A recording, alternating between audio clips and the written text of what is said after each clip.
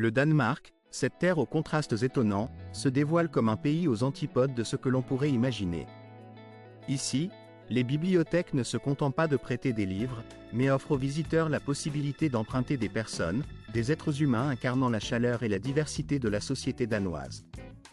Dans cette nation, les femmes, plutôt que de se rendre au travail à pied ou en voiture, pédalent sur des vélos, souvent accompagnées de silhouettes évoquant des déesses nordiques ou scandinaves, gracieuses et puissantes, traversant les quartiers avec aisance. Quant aux prisons, elles évoquent davantage des complexes hôteliers de luxe que des lieux de détention austères, où l'on imagine des espaces élégants, accueillants, presque comme des hôtels 5 étoiles, offrant un confort que l'on ne retrouve pas forcément dans d'autres pays. Le Danemark, souvent désigné comme le pays où le bonheur semble régner en maître, possède une singularité qui fascine. Il abrite des quartiers où l'esprit bohème, celui des hippies, est encore bien vivant, notamment au cœur de Copenhague, la capitale. Ces quartiers vibrants, empreints de créativité et de liberté, côtoient des forêts magiques où d'énormes figures de bois, telles des trolls endormis, semblent veiller sur la nature et ses secrets. Entre modernité et tradition, ce pays offre un spectacle constant qui invite à la découverte, à la surprise et à l'émerveillement.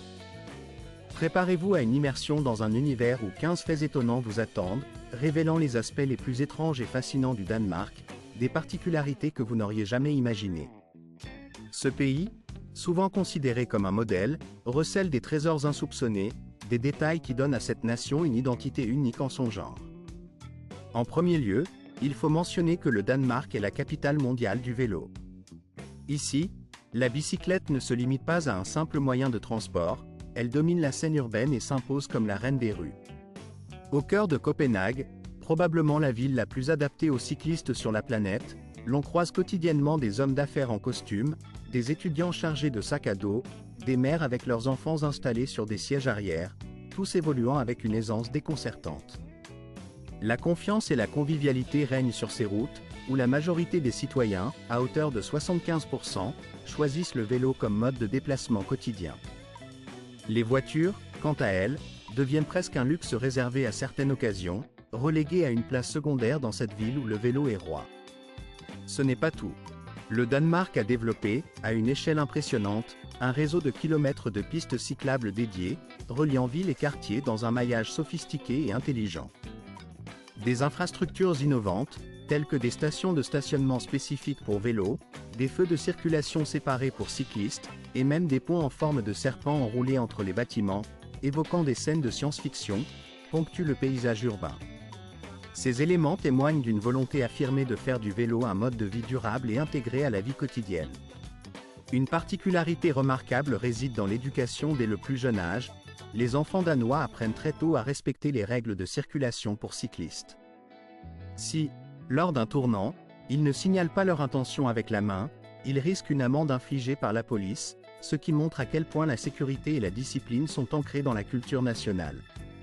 L'État soutient également cette philosophie écologique en subventionnant le remplacement des voitures par des vélos électriques, dans le cadre d'une politique nationale claire en faveur du respect de l'environnement. Si vous avez déjà vécu dans un pays où le vélo est profondément intégré à la culture, vous savez que le Danemark en est l'étalon or.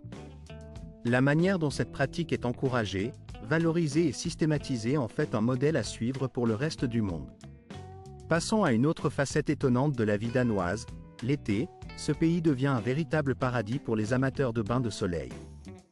Le soleil, considéré comme un trésor précieux, est chéri et respecté comme un rituel national.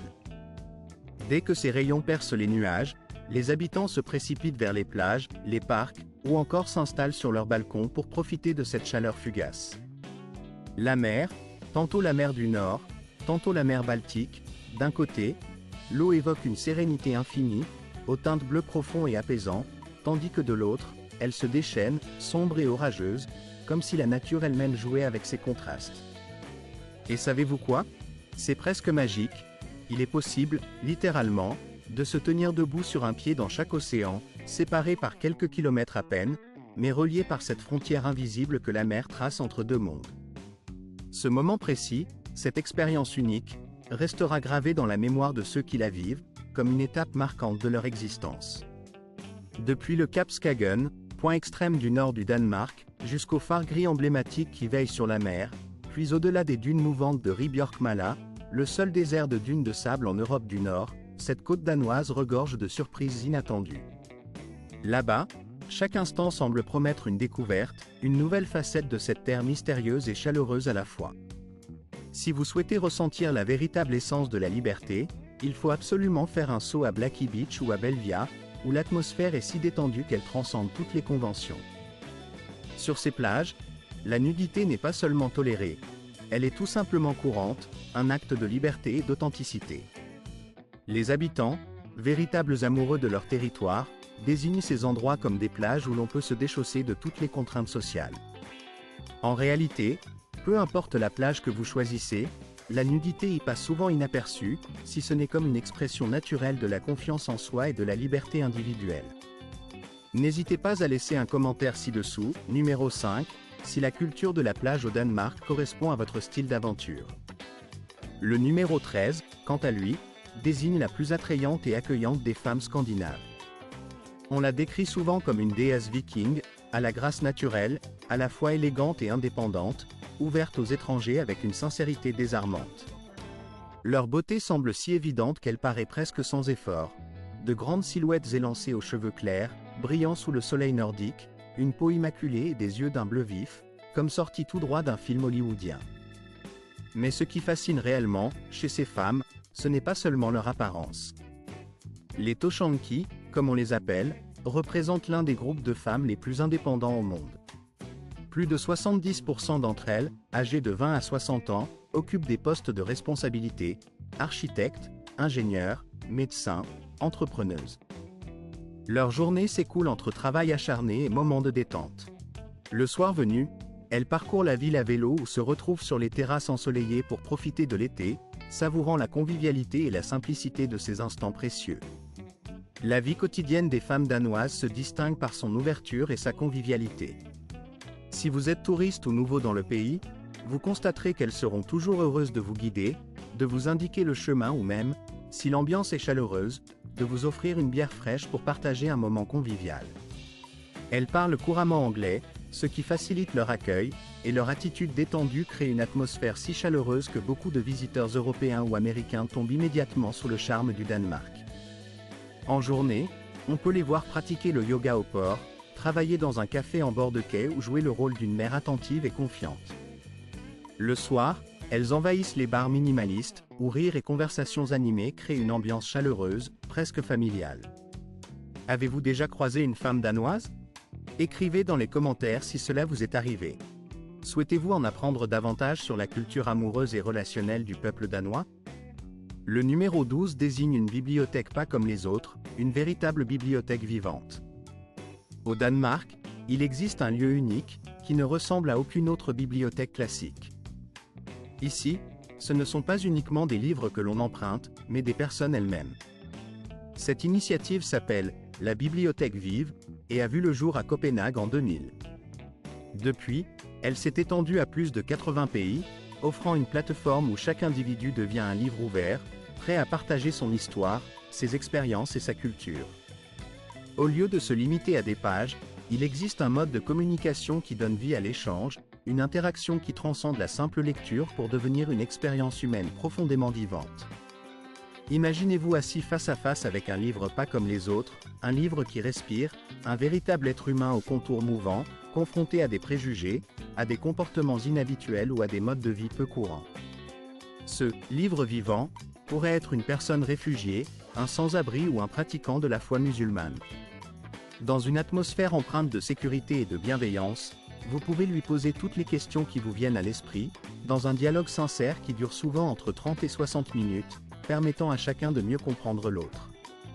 Et à votre grande surprise, ces livres humains, ces rencontres authentiques, ont la capacité de répondre, d'éclairer, de révéler des facettes insoupçonnées des êtres.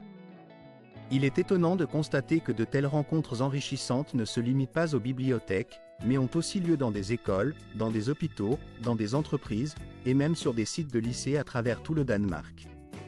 Le gouvernement local soutient activement ces initiatives destinées à réduire les inégalités sociales, à lutter contre la stigmatisation, et à contribuer à la guérison de la société. La bibliothèque vivante symbolise ainsi la volonté d'ouverture de la société danoise, incarnant l'une des innovations sociales les plus touchantes et modernes du pays. Ce concept témoigne d'un désir profond d'établir des ponts entre les personnes, de favoriser l'écoute et la compréhension mutuelle. Numéro 11. C'est une nation hippie atypique, nichée en plein centre de Copenhague. Au cœur même de la capitale danoise, qui se distingue par sa modernité et son ordre, existe un univers parallèle connu sous le nom de Christiania. Fondée en 1971 par des artistes pacifistes et des hippies en quête d'autonomie, cette cité libre représente un espace de liberté absolue. Ici, les règles strictes de la ville classique laissent place à une créativité débridée et à une expression sans limite. Oubliez le luxe ostentatoire et la publicité tapageuse, dans cette enclave particulière, on découvre des graffitis aux couleurs éclatantes, des cafés construits à partir de vieux bateaux, des conteneurs en bois multicolores, et des maisons façonnées à la main avec amour et ingéniosité. Les habitants discutent entre eux comme de vieux amis, dans une convivialité sincère et chaleureuse. Il n'y a pas de voitures, seulement des vélos qui serpentent dans les rues et le doux son de guitare qui s'élève dans l'air. Les membres de cette communauté ont même leur propre monnaie, et dans certains quartiers, ils utilisent des cartes et des règles locales, coexistant pacifiquement au sein du centre-ville de Copenhague. Les touristes, quant à eux, voient cet endroit comme un pays dans un pays, une aventure culturelle à part entière, une expérience à nulle autre pareille, impossible à oublier tant elle captive et émerveille. Numéro 12. À seulement une demi-heure de route de Copenhague, se cache l'un des secrets les mieux gardés du Danemark, le monde mystérieux des trolls. Bien que ce pays soit réputé pour sa sobriété et son minimalisme, il abrite en son sein un lieu enchanté, une contrée secrète où vivent des géants en bois sculptés. Bienvenue chez les géants abandonnés, ces sculptures gigantesques, figures de trolls, dissimulées dans les forêts épaisses ou au cœur de clairières paisibles. Ces personnages joviaux, parfois allongés, parfois grimpant ou somnolents près d'un ruisseau, ont été créés par l'artiste Thomas Damba, qui a utilisé des palettes recyclées, du vieux bois et des fenêtres abandonnées pour leur donner vie. Ces œuvres sont devenues un symbole de l'engagement durable du Danemark, témoignant du respect de ses habitants pour le développement écologique. La particularité de ce lieu, c'est qu'il ne possède pas de carte officielle pour le guider. Au contraire, les visiteurs sont invités à partir à la chasse aux trolls, transformant la promenade en une véritable aventure ludique, une chasse au trésor où art et nature se confondent harmonieusement. Ce n'est pas simplement un site pour prendre des clichés ou des selfies, mais une quête passionnante qui peut captiver les petits comme les grands, offrant une immersion dans un univers magique où l'imagination n'a pas de limite. Il existe peu d'endroits sur la planète où l'on peut encore découvrir une telle singularité, une véritable alliance de l'imagination, de l'écologie et de la créativité, tissée de façon si délicate qu'elle semble tout droit sortie d'un conte merveilleux du Nord. C'est comme si l'on pénétrait dans un univers féerique, où chaque détail évoque la magie et la douceur des légendes ancestrales. Si l'on pense généralement au Danemark comme à un pays de châteaux pittoresques et de vélos omniprésents, il faut savoir que derrière cette façade tranquille se cachent des géants endormis, dissimulés dans d'immenses forêts mystérieuses, attendant patiemment d'être découverts par les âmes aventureuses. En 5e position dans ce classement inattendu, il ne suffit pas de venir au Danemark sans précaution, surtout si l'on ne souhaite pas dépasser un seuil financier de 1 400 $. Bien que la réputation du pays repose souvent sur sa transparence et sa sincérité, il faut reconnaître que l'immigration, règle incontournable, peut surprendre les nouveaux arrivants par sa simplicité apparente, mais aussi par ses subtilités. En entrant dans le pays avec l'intention de demander l'asile ou de déposer des actifs dépassant la somme précitée, il se peut que l'on soit invité à contribuer personnellement à couvrir ses propres frais d'hébergement, une pratique qui peut paraître inhabituelle à première vue. Cependant, cette règle, instaurée en 2016, s'inscrit dans la stratégie danoise visant à préserver l'équilibre fragile de leur système de sécurité sociale. Ainsi, citoyens comme visiteurs participent à un fonds commun, permettant de maintenir la stabilité économique et sociale de cette nation. Il est important de préciser que tous les biens matériels ne sont pas soumis à saisie. Les objets ayant une valeur sentimentale, tels que des alliances, des photographies de famille ou des souvenirs précieux, restent généralement à l'abri de toute confiscation. Bien que cette politique ait d'abord suscité une controverse, la majorité des résidents du Danemark considèrent aujourd'hui qu'elle est juste, voire nécessaire. Pour les locaux, ce n'est pas une mesure de cruauté, mais un signe évident de bon sens, une façon de préserver l'équilibre social face à une mondialisation de plus en plus complexe. Peu nombreux sont ceux qui savent que le Danemark figure parmi les pays offrant le plus haut niveau de protection sociale au monde, et cette règle particulière contribue à maintenir cette stabilité et cette équité, même pour ceux qui arrivent de l'étranger en quête d'un nouveau départ. Passons maintenant à la 8e curiosité, la tradition la plus étrange qui existe parmi les célibataires européens. Au Danemark, une coutume unique, presque folklorique, s'est forgée pour ceux qui n'ont pas encore trouvé leur âme sœur. Si vous avez atteint l'âge de 25 ans et que le mariage ne fait pas encore partie de votre horizon, alors vos amis organisent pour vous une fête très particulière, appelée la fête de la cannelle.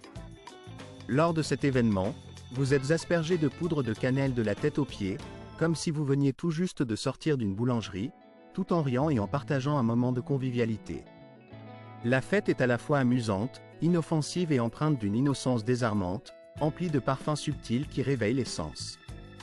Généralement, ces célébrations ont lieu dans la rue, dans un café, au travail ou dans tout autre endroit bondé, rendant presque impossible de se dissimuler du regard des autres. Certains amis renforcent cette tradition en ajoutant des fleurs de cannelle, du café, de l'eau ou même des œufs, transformant la fête en un véritable spectacle de rue, où la joie et la surprise se mêlent dans une explosion de couleurs et de senteurs. Cette coutume remonte à l'époque antique, lorsque les marchands d'épices danois, accaparés par leur activité incessante, n'avaient pas le temps de se marier, laissant place à cette tradition singulière. Aujourd'hui, cette fête constitue une façon amusante et sans jugement de célébrer la vie, indépendamment du statut marital, dans un esprit de liberté et de légèreté. Et pour couronner le tout, si vous avez dépassé la trentaine sans être encore marié, alors vous risquez d'être bombardé de piment fort, symbole de cette tradition qui, tout en étant chaleureuse et joyeuse, peut aussi se révéler quelque peu piquante. Le Danemark, pays réputé pour son bonheur et son bien-être, cache sous ses traditions une énergie parfois ardente, à la fois au sens figuré et au sens propre. Enfin, en 7e position, se trouvent les centres pénitents. L'un des aspects les plus remarquables de la prison de Halden, située en Norvège, réside dans son approche profondément humaine et innovante de la réclusion. Ici, il n'est pas question de barres de métal ou de fils barbelés qui marquent traditionnellement l'univers carcéral. Au contraire, cet établissement se distingue par un cadre où chaque détenu dispose de sa propre chambre, équipée d'une mini-cuisine, d'un téléviseur à écran plat, et lui conférant la possibilité de préparer ses repas à partir de produits qu'il choisit lui-même, dans une forme de souveraineté et de respect de la dignité. La particularité essentielle de ce système réside également dans la liberté accordée aux prisonniers de travailler à l'extérieur de la prison pendant une 8aine d'heures par jour, avant de revenir le soir dans ce lieu qui ressemble davantage à une résidence qu'à une institution punitive. En outre, ils reçoivent un salaire pour leur travail, ce qui leur permet de maintenir une certaine autonomie financière. Pour beaucoup d'Américains, cette conception peut sembler sortir tout droit de la science-fiction, mais au Danemark, ce modèle est une réalité tangible, fondée sur des principes profondément différents de ceux que l'on trouve dans d'autres pays. La philosophie qui sous-tend cette approche ne repose pas principalement sur la punition, mais sur la réhabilitation. L'objectif est d'enseigner aux détenus l'indépendance, de leur offrir un environnement propice à leur réinsertion sociale et à leur réappropriation en tant que citoyens responsables. Ici, les gardes ne s'illustrent pas par des cris ou des violences, et les cellules ne sont pas surpeuplées, même si quelques espaces de détention traditionnels existent. La prison comprend aussi des zones de calme, des terrains de sport, des parcours pour le développement des compétences, et même un studio de musique destiné à ceux qui rêvent de monter sur scène. L'atmosphère y est conçue pour encourager la croissance personnelle et le respect mutuel. Ce qui frappe le plus dans ce modèle, c'est le taux de récidive, qui n'atteint qu'environ 27%, contre 76% aux États-Unis. Si l'on pensait que la prison n'était qu'un lieu de punition, la réussite du système danois bouleverse cette idée, remettant en cause bien des préjugés sur la gestion pénale. La différence est si profonde qu'elle incarne une véritable révolution dans la façon d'envisager la réinsertion. Le Danemark, par son approche, montre qu'il est le seul pays où la parole ne s'emploie presque jamais avec le mot « s'il vous plaît ». Tout le monde, ici, est habitué à une politesse implicite, à un respect mutuel qui ne nécessite pas de formules cérémonieuses. La société danoise valorise la courtoisie, mais celle-ci s'exprime surtout à travers le contact visuel, l'intonation sincère, et un comportement naturel. La politesse ne se résume pas à des phrases toutes faites, mais se manifeste dans la simplicité et la spontanéité des interactions quotidiennes. Dans leur culture, le respect est considéré comme une norme implicite, une évidence que chacun adopte par défaut. Dans un tel contexte, il n'est pas rare d'entendre un résident d'été dire simplement « Donne-moi du café », ce qui peut paraître dur ou abrupt à un étranger, mais qui est en réalité une marque de politesse tout à fait normale pour les locaux. Il est également intéressant de noter que, lorsqu'ils parlent anglais, les Tatars, par exemple, oublient souvent d'ajouter le mot « s'il vous plaît », ce qui peut donner une impression de froideur ou de distance. C'est pourquoi les enseignants d'anglais au Danemark insistent beaucoup auprès de leurs étudiants, notamment ceux qui aspirent à vivre ou à travailler dans des pays anglo-saxons, sur l'importance cruciale de cette formule de politesse. Bien qu'existe le mot « venlig » pour des demandes formelles, celui-ci sonne trop bureaucratique et dénué de chaleur, comme un terme issu d'un langage administratif plutôt que d'un échange vivant et sincère. Ainsi, si les Danois sont très polis, cette politesse n'est pas une marque d'angélisme à l'américaine, mais plutôt une attitude naturelle, inscrite dans leur culture du respect et de la simplicité. Copenhague, quant à elle, se distingue comme la capitale la plus élégante au monde, un véritable joyau de l'Europe du Nord. Lorsque le soleil se couche sur la ville, ses toits rouges, emblématiques, donnent l'impression d'une toile vivante, mais la ville ne s'endort pas pour autant. Au contraire, elle se métamorphose, est-ce le long des quais baignés de lumière, l'atmosphère vibrante de la ville s'étire dans toute sa splendeur. Sur ces terrasses en plein air, de jeunes gens s'attardent, sirotant leur bière fraîche tout en profitant du vent caressant leur visage, certains se tenant debout sur des chaînes suspendues dans les airs, laissant leur rire résonner dans l'écrin de cette scène urbaine animée. À proximité, des couples marchent bras dessus bras dessous, le long de la rivière, leur palan est synchronisé évoquant une harmonie douce et intime, comme si le temps s'était arrêté dans cette promenade paisible. Non loin de là, des musiciens de rue jouent du jazz avec passion, leurs orchestres improvisés apportant une touche de spontanéité et d'authenticité à l'ambiance déjà chaleureuse. Le district Vesterbro, autrefois un secteur ouvrier modeste et laborieux, a su se métamorphoser pour devenir aujourd'hui l'un des quartiers les plus en vogue à l'échelle mondiale, selon le classement prestigieux de Time Out. Ici, chaque coin de rue dévoile une diversité culturelle et artistique remarquable, avec ses bars artisanaux où la bière coule à flot, ses galeries d'art contemporain, ses cafés à la mode où l'on sirote un espresso en discutant, et ses clubs dissimulés derrière des portes en bois grinçantes, qui ouvrent sur un univers underground vibrant. Chaque établissement possède sa propre âme, son énergie singulière, faisant de ce lieu un véritable sanctuaire de la créativité alternative. Au célèbre canal de Nieuwa, la vie se déploie dans une élégance simple mais raffinée, où des passants vêtus avec soin flânent en dégustant un verre de vin ou une bière artisanale, tandis que des couples élégants se promènent dans la lumière douce des lampions suspendus, créant une atmosphère presque féerique. Ne soyez pas surpris si certains locaux, abordant un étranger, entament une conversation spontanée, partageant leurs endroits préférés ou vous invitant à une fête improvisée dans un parc voisin, où la convivialité est reine. Fait intéressant, même à 2 heures du matin, les rues de Copenhague restent vivantes, animées par la présence incessante des vélos qui filent silencieusement, témoins d'une culture où la mobilité et la liberté sont essentielles. Les habitants, habitués à cette vie nocturne, emmènent leurs amis dans des bars, des clubs ou même jusqu'aux discothèques où la lumière vacille au rythme d'une musique enivrante. Si vous souhaitez vivre une véritable nuit nordique, nombreux sont les établissements qui restent ouverts jusqu'à l'aube, permettant de savourer chaque instant de cette effervescence nocturne. Il serait presque impossible de ne pas faire un détour par Bakken, la plus ancienne discothèque de toute l'Europe, nichée dans le quartier historique de la Viande, où la musique électronique rencontre l'histoire architecturale, fusionnant le passé et le présent dans une atmosphère de liberté totale, profondément enracinée dans la culture locale. 4e étape, bienvenue dans la capitale du Nord, cette ville qui évoque un conte de fées incarné dans la modernité européenne. Commencez votre exploration par le quartier de Nyhavn, célèbre pour ses rangées de maisons colorées qui se reflètent dans le canal historique, offrant un tableau vivant et pittoresque. Prenez le temps de savourer un café en terrasse, tout en écoutant de la musique live jouée au bord de l'eau, puis dirigez-vous vers le parc Tivoli, l'un des plus anciens parcs d'attractions encore en activité dans le monde entier, où l'histoire se mêle à l'amusement dans une harmonie parfaite. À quelques pas de là, la place de la mairie vous invite à flâner parmi ses restaurants traditionnels et ses boutiques artisanales, où les produits locaux racontent l'histoire de la ville à travers leurs saveurs et leur artisanat. Poussez plus profondément votre curiosité en découvrant le château de Rosenborg, une forteresse royale qui abrite couronne et trésors séculaires, témoignant du riche passé monarchique danois. Promenez-vous dans le jardin botanique luxuriant, respirez la fraîcheur de ces plantes rares, puis visitez le musée d'histoire naturelle situé à proximité, où l'on peut contempler des collections fascinantes sur la faune et la flore du monde entier.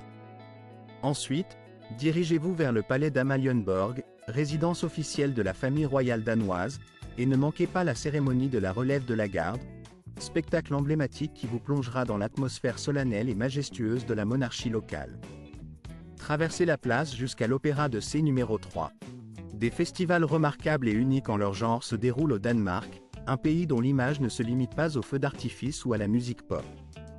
En effet, cette nation nordique, souvent perçue comme conservatrice, réserve pourtant à ses visiteurs et à ses habitants une multitude d'événements insolites et colorés qui méritent d'être découverts. Commençons par évoquer le festival de Roskia, qui prend place à la fin du mois de juin dans la charmante ville de Roskilde, située à seulement quelques minutes en train de Copenhague. Ce festival n'est pas seulement le plus grand rassemblement musical d'Europe du Nord. Il attire chaque année plus de 130 000 personnes venues de divers horizons pour profiter de concerts, d'animations et d'atmosphères vibrantes. Cependant, l'événement qui fascine le plus et qui attire l'attention des participants ne se trouve pas sur la scène principale, mais dans une course peu conventionnelle, où l'on se déplace entièrement nu. Les participants, dans une ambiance débridée, peignent leur corps de couleurs vives, enfilent des costumes délirants, et courent dans tous les sens autour de la scène, créant un spectacle aussi joyeux qu'absurde. Le gagnant de cette course singulière remporte un pass hebdomadaire gratuit, lui permettant de profiter pleinement du festival dans une atmosphère de fête totale et d'amusement sans limite. En novembre, tout le pays s'illumine en célébrant la JDAG, ou Journée nationale de la bière, une fête incontournable dans le calendrier danois. Lors de ce jour, le premier vendredi de novembre, une tradition bien ancrée voit la sortie des bières de Noël, notamment la célèbre Zulbrik, dont la dégustation est devenue un rituel attendu avec impatience. Les habitants, coiffés de chapeaux en laine bleue, envahissent les rues, où des charrettes tirées par des chevaux distribuent gratuitement de la bière à tous ceux qui souhaitent participer à cette célébration conviviale. C'est une véritable immersion dans une ambiance médiévale, dans une ville moderne où cette tradition ancestrale donne un air de fête communautaire et chaleureuse à la capitale. Puis, en février, le Danemark offre une autre facette de sa diversité culturelle avec le festival de natation d'hiver, qui se déroule dans plusieurs villes telles qu'Aarhus, Klitmøller ou encore Copenhague. Des centaines de courageux, vêtus de costumes aux couleurs vives, plongent dans les eaux glacées de la mer ou des lacs, bravant le froid mordant pour une expérience à la fois sportive et festive. Après ces baignades extrêmes, ils se rassemblent dans des saunas publics pour chanter, partager des histoires et siroter du vin chaud, créant ainsi une atmosphère chaleureuse malgré le froid qui pénètre jusqu'au haut. La scène est saisissante, des silhouettes colorées évoluant dans un décor givré, mais dont l'esprit demeure résolument tourné vers la convivialité et la célébration de la vie, même dans les conditions les plus extrêmes. Numéro 2. Conseils pratiques pour naviguer dans la vie quotidienne au Danemark, notamment en ce qui concerne les démarches administratives, la gestion du budget et le mode de vie. Bien que ce pays figure souvent en tête des classements mondiaux du bonheur, il faut aussi reconnaître que le coût de la vie y demeure élevé. Louer un appartement d'une chambre dans le centre de Copenhague peut coûter entre 1 300 et 1 800 $ par mois, un prix bien supérieur à celui pratiqué dans les petites villes où la dépense peut être réduite d'environ 20%. Les charges, telles que les services publics et l'accès à Internet, s'élèvent en moyenne à 200 $ mensuels, ce qui représente une dépense non négligeable mais raisonnable dans ce contexte. Pour se restaurer, un déjeuner dans un café abordable coûte généralement entre 18 et 25 $, tandis que cuisiner chez soi permet d'économiser, avec un budget de 400 à 600 $ par mois pour les courses. Les transports en commun, eux, sont fiables et efficaces, avec un abonnement mensuel oscillant entre 70 et 100 $. Toutefois, la majorité des Danois préfèrent opter pour le vélo, un moyen de transport peu coûteux, écologique et pratique dans un pays où la culture cycliste est profondément ancrée. La dépense pour une séance de sport en salle varie entre 35 et 50 $, tandis qu'une visite chez le dentiste coûte environ 80 $.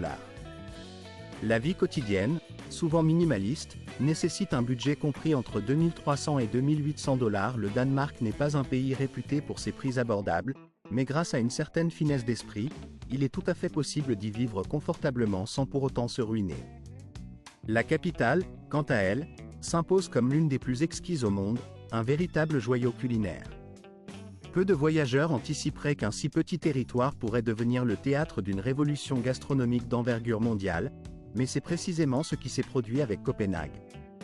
La ville a su s'imposer comme le centre névralgique d'une créativité culinaire hors du commun, dépassant largement la simple réputation de ses sandwichs généreusement beurrés ou de ses harengs marinés, qui restent pourtant emblématiques.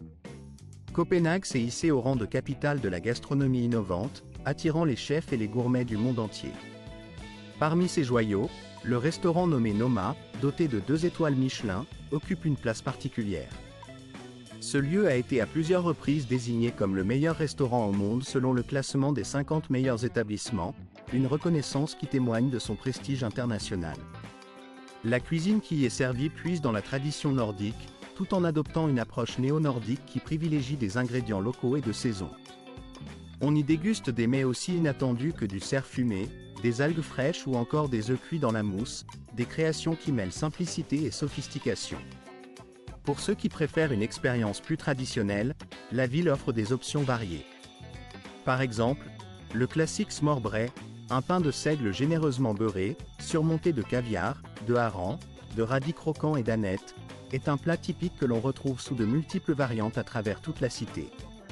Les marchés comme Ref ou Ugeani proposent également des délices locaux, notamment les saucisses danoises grillées accompagnées de cornichons, d'oignons croustillants, de ketchup et de la fameuse sauce rémoulade, véritable ingrédient emblématique de la gastronomie nationale. Il est peu connu que l'école de cuisine de Copenhague forme aujourd'hui certains des meilleurs chefs d'Europe. De nombreuses grandes villes envoient leurs cuisiniers ici pour apprendre et maîtriser des pratiques alimentaires axées sur la durabilité, un aspect essentiel de la nouvelle cuisine danoise. Au fil des années, cette capitale est devenue un véritable laboratoire où innovation et tradition cohabitent harmonieusement, façonnant une scène culinaire d'une richesse exceptionnelle. Voici 15 faits surprenants et fascinants sur le Danemark, destinés à élargir votre vision de ce pays étonnant. Nous espérons que cette exploration vous a permis d'adopter un regard nouveau sur cette terre unique.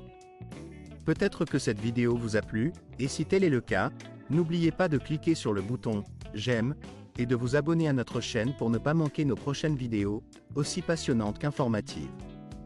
Votre soutien est précieux, il nous encourage à continuer de créer un contenu toujours plus captivant. N'oubliez pas de visionner la vidéo suivante, qui apparaîtra sur votre écran, car elle réserve sûrement des découvertes que vous apprécierez. Pensez aussi à laisser un commentaire pour nous indiquer le pays que vous souhaitez explorer lors de nos prochaines aventures. Merci infiniment d'avoir pris le temps de nous suivre, et à très bientôt pour une nouvelle immersion dans un univers encore plus fascinant.